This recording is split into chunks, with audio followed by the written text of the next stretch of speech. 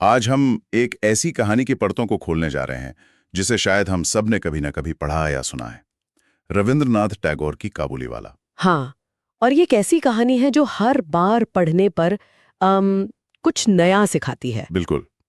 तो हमारे पास जो भी सूत्र हैं वे सब इसकी सादगी और इसके गहरे भावनात्मक असर की तरफ ही इशारा करते हैं। बिल्कुल।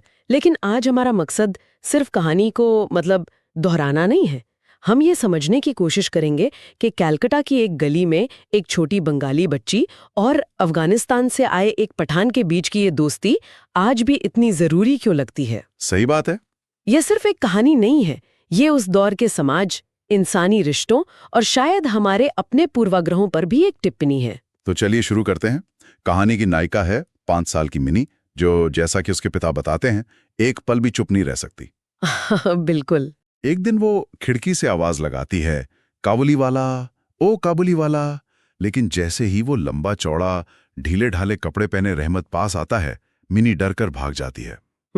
उसके मन में ये वहम था कि काबुली वाले के झोले में बच्चे बंद होते हैं।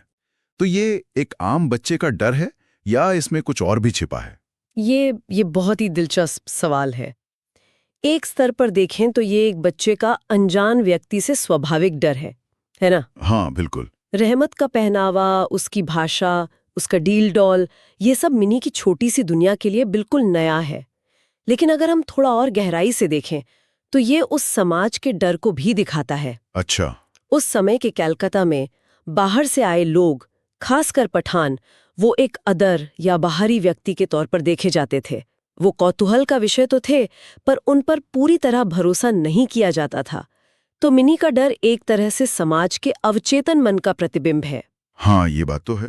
लेकिन ये डर बहुत जल्दी दोस्ती में बदल जाता है। रहमत रोज आता है, धैर्य से मिनी की बातें सुनता है और उसे बादाम किशमिश देता है। हाँ, और जल्दी वो मिनी के जीवन का एक अहम हिस्सा बन जाता है। और इसी दोस्ती की नींव बनता है उनका एक मजाक। रहमत पूछता है, खोखी, ससुराल कब जाओगी?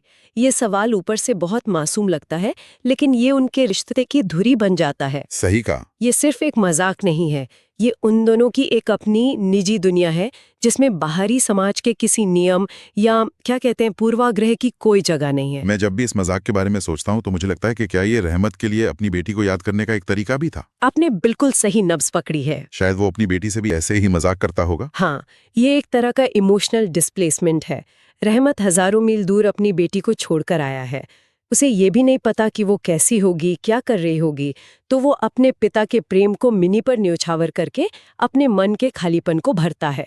ये ससुराल वाला मजाक उसके लिए सिर्फ एक मजाक नहीं, बल्कि अपनी बेटी के साथ एक काल्पनिक संवाद है जो वो मिनी के जरिए कर रहा है। और उनकी ये दोस्ती गहरी हो ही रही थी कि कहानी में एक बहुत ही हिंसक और चौंकाने वाला मोड़ आता है। हाँ। रहमत को एक ग्राहक को चाकू मारने के जुर्म में गिरफ्तार कर लिया जाता है।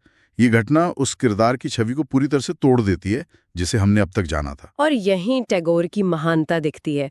वो किरदारों को आदर्शवादी नहीं बनाते, बल्कि यथार्थवादी बनाते हैं। रहमत कोई संत नहीं है। नहीं, बिल्कुल नहीं। वो एक प्रवासी है जो अपनी रोजी रोटी के लिए संघर्ष कर रहा है। जब एक ग्राहक उसके पैसे देने से मना कर देता है तो यह सिर्फ एक चादर की कीमत का सवाल नहीं रहता। हाँ। ये उसके सम्मान का, उसके हक का और उसकी बेबसी का सवाल बन जाता है। उसका गुस्सा उस सिस्टम के खिलाफ एक प्रतिक्रिया है जिसमें शायद उसे न्याय मिलने की उम्मीद कम थी। ये हिंसा हमें रहमत का एक दूसरा चेहरा दिखाती है, जो मिनी की मासूम दुनिया से कोसों दूर है। और सबसे दिल तोड़ने वाला पल तो तब आता है जब सिपाही उसे ले जा रहे होते हैं। हाँ। और मिनी पूछती है, काबुली वाला, तुम ससुराल जा रहे हो?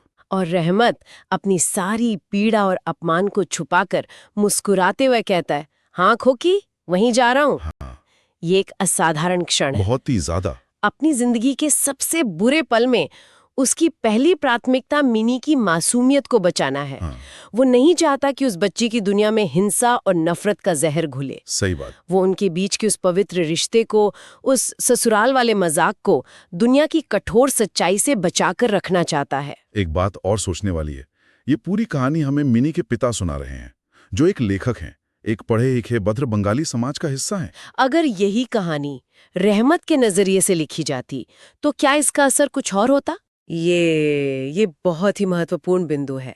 अगर रहमत कहानी सुनाता तो हमें उसके अकेलेपन, उसकी आर्थिक तंगी, परदेश में होने वाले भेदभाव और अपनी बेटी के लिए उसकी तड़प का कहीं ज्यादा कच्चा अनुभव होता। हाँ, हमें शायद कोलकाता की गलियों का वो चेहरा दिखता जो मिनी के पिता कभी नहीं देख सकते थे, लेकिन टैगोर ने जानबूझकर कहानी एक बंगाली पिता से कहलवाई है। ऐसा क्यों? क्योंकि ये कहानी सिर्फ रहमत की नहीं है, ये कहानी उस बंगाली पिता के बदलने की भी है। अच्छा। कहानी की शुरुआत में वो रहमत को अपनी बेटी के लिए एक मनोरंजक चीज की तरह देखता है, लेकिन कहानी के अंत तक वो रहमत में एक इंसान, एक साथी पिता को देखता है।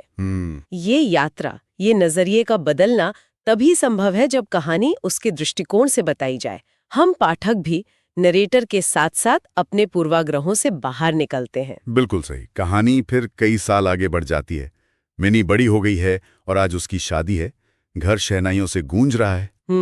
और तभी जेल से छूटकर एक बूढ़ा और कमजोर रहमत सीधा मिनी से मिलने आता है। और यहाँ मिनी के पिता का किरदार फिर से दिलचस्प हो जाता है। वो उसे देखकर असहज हो जाते हैं। वो कहते हैं कि घर में काम है, आज मिलना नहीं हो पाएगा। हाँ, एक पल के लिए ऐसा लगता है कि समाज की दीवारें फिर से खड़ी हो गई हैं। रहमत अब एक दोस्त नहीं, बल्कि एक पूर्व अपराधी है जो एक शुभ अवसर पर आया है। लेकिन रहमत जाने से पहले रुकता है। वो कहता है, ये कुछ अंगूर और बादाम बिटिया के लिए लाया था, उसे दे दीजिएगा। और फिर वो अपनी जेब से एक मैला सा पुराना कागज का टुकड़ा निकालता है। और वो कागज का टुकड़ा इस कहानी का दिल है। बिल्कुल, उस पर एक नन्हे हाथ की स्याही की छाप है। वो उसकी अपनी बेटी की छाप है, जिसे वो इतने सालों से अपने सीने से लगाकर घूम रहा था। उस एक पल में मिनी के पिता के लिए सब कुछ बदल जाता है। रहमत अब सिर्फ काबुली वाला नहीं रहता, वो एक पिता है, बिल्कुल उनकी तरह। हाँ, ये एहसास होते ही मिनी के पिता अपने सारे संकोच भूलकर मिनी को दुल्हन के लिबास में बाहर बुलाते हैं। अपनी छोटी खोखी को इतना बड़ा और दुल्हन बना देखकर रहमत हक्का बक्का रह जाता है। ये रहमत के लिए एक बहुत बड़ा आघात है। उसे अचानक समय के बीत जाने का क्रूर एहसास होता है। हाँ, वो समझ जाता है कि अगर इन सालों में मिनी इतनी बड़ी हो गई, तो उसकी अपनी बेटी भी तो बड़ी हो गई होगी। उसका बचपन, जिसे वो उस कागज की छाप में सहज कर घूम रहा था, अब खत्म हो चुका है। बिल्कुल। वो जिस बच्ची को मिलने के सपने देख रहा था, वो बच्ची अब है ही नहीं। ये एक पिता के लिए बहुत दर्दनाक बोध है। और शायद इसी दर्द को समझकर मिनी के पिता एक बहुत बड़ा कदम उठाते हैं। वो शादी के कुछ खर्चों में कटौती करके रहमत को पैसे देते हैं ताकि वो अपने वतन लौटकर अपनी बेटी से मिल सके। हाँ, कहानी का अंत होता है इस पंक्ति से कि एक पिता दूसरे पिता के दर्द को समझता है। ले जाता है। ये सिर्फ दान या दया का काम नहीं है, ये एक तरह का प्रायश्चित भी है। अच्छा, प्रायश्चित। हाँ, मिनी के पिता शायद अपने शुरुआती संकोच और पूर्वाग्रह के लिए प्रायश्चित कर रहे हैं। वो रहमत को पैसे देकर सिर्फ उसकी मदद नहीं कर रहे, बल्कि अपनी मानवता को भी फिर से स्थापित कर रहे हैं। वो स्वीकार कर रहे हैं कि पितृत्व का रिश्ता किसी भी सामाजिक पहचान से बड़ा होता है। तो काबुली वाला सिर्फ पिता के सार्वभौमिक प्रेम की कहानी नहीं है, ये हमें ये भी सिखाती है कि हम बाहरी या अजनबी को कैसे देखते हैं। बिल्कुल। हम अक्सर लोगों को उनकी पहचान के लेबल के साथ देखते हैं। काबुली वाला, मजदूर, रिक्शा वाला। हम उनके अंदर के इंसान को, उनके अंदर के पिता, बेटे या भाई को नहीं देख पाते। बिल्कुल। कहानी हमें चुनौती देती है कि हम उन लेबलों के पार देखें। रहमत को पूरी कहानी में समाज काबुली वाला ही बुलाता है। उसका असली नाम रहमत बहुत कम इस्तेमाल होता है। सही बात है। टैगोर हमें ये सवाल करने पर मजबूर करते हैं कि क्या हम लोगों को तब तक ही स्वीकार करते हैं जब तक वे हमारी तय की हुई भूमिकाओं में फिट बैठते हैं। हाँ, जैसे ही रहमत हिंसक होता है, समाज उसे तुरंत अपराधी का लेबल दे देता है। इस कहानी को पढ़ते हुए ऐसा लगता है कि टैगोर आज के समय के लिए भी लिख रहे थे, जहां प्रवासियों और अजनबियों को लेकर शक और डर का माहौल है। निश्चित रूप से ये कहानी हमें सहानुभूति सिखाती है, लेकिन एक गहरी सहानुभूति।